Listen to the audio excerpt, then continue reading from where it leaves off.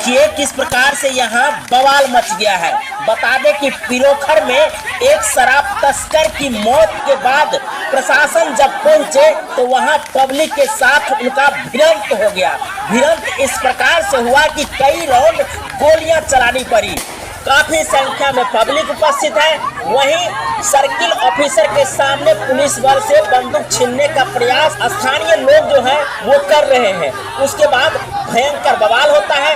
भयंकर बवाल होने के बाद पब्लिक की तरफ से पथराव होता है और पथराव के जवाब में प्रशासन जो है सो फायरिंग कई राउंड चला देते हैं। देखिए बवाल किस प्रकार से हुई है और लोग किस प्रकार से इस बवाल के कारण इधर उधर भाग रहे हैं।